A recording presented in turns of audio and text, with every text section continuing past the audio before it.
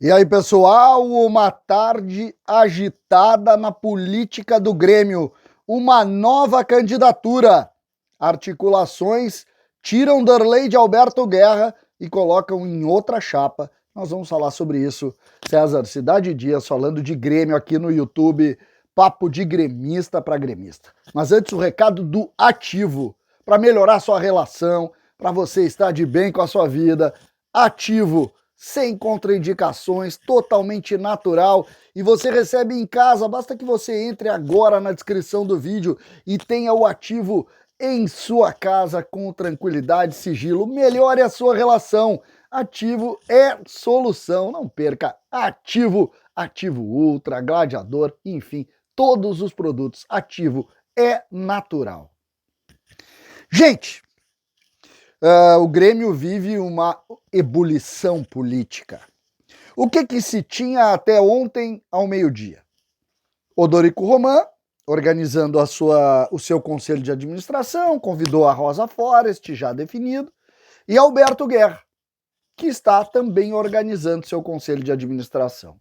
No meio desse caminho, Darley, que junto com Alberto Guerra articulou, por exemplo, a composição da mesa do conselho. Buginha, indicado de Alberto Guerra, e Roger Fischer, indicado de Darley. Compuseram ali, ganharam a eleição com 187 votos, e se passou a ideia para o grande público que Darley e Alberto Guerra estavam afinados, porque eles já vinham conversando ao relativo tempo. Mas hoje é a novidade. E eu fui atrás das informações para tentar entender o que havia acontecido. Darley foi numa reunião com Alberto Guerra que lhe mostrou lá a composição da chapa de Alberto Guerra, ou alguma parte disso. E Darley teria se incomodado com isso, porque ou não faz parte, ou enfim, se incomodou com essa relação. E isso acabou determinando uma movimentação de outros conselheiros, e esses outros conselheiros definiram por uma terceira chapa, que será encabeçada por Adalberto Aquino, conselheiro nato do Grêmio, uma nova figura de conselho do Grêmio, que são esses conselheiros que ficam por muitos anos no conselho, e agora também apoiado por Darley, que fará parte do conselho de administração de Adalberto Aquino. Portanto, o quadro neste momento, eu estou gravando esse vídeo perto das 6 horas da tarde desta quarta-feira, o quadro indica o quê? Odorico Roman, Alberto Guerra e Adalberto Aquino, que apoiava Alberto Guerra até ontem. E por esse desacerto, acaba buscando uma nova solução e tem, claro, toda a articulação de Darley em volta disso. O que do ponto de vista prático isso se movimenta?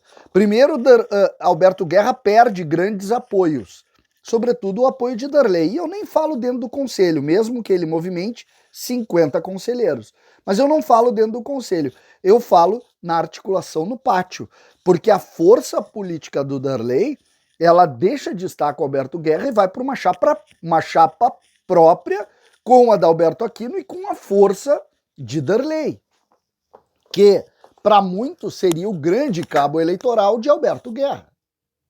Por outro lado, Odorico olha a divisão do grupo de Alberto Guerra, fortalece Odorico Roman, que já havia uma eleição também com muita força.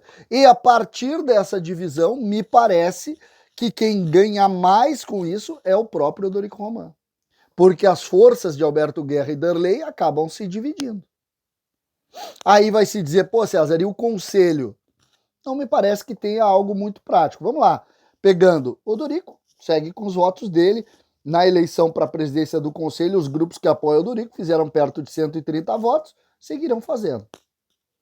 Não tem problema com ele.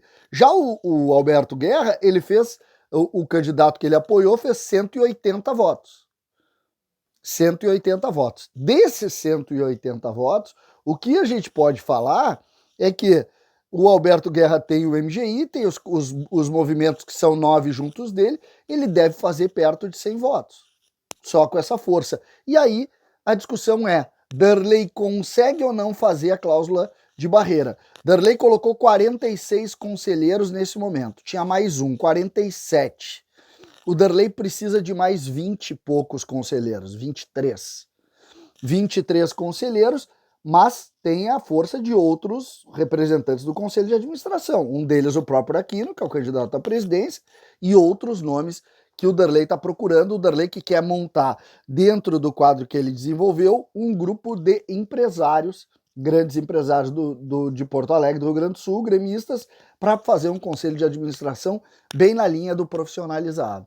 Então, essa relação mexe com tudo, mexe com todo o ambiente, e aí a gente volta àquela discussão. A única dúvida que fica, será que Darley e Adalberto Aquino conseguem desenvolver um número importante de adesões para chegar aos 70, 72 nomes, ou não?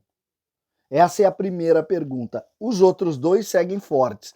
Se a gente projeta os três no pátio, os três, a gente pode pensar que o Dorico é o forte nesse momento, que foi quem ganhou a eleição em primeiro turno.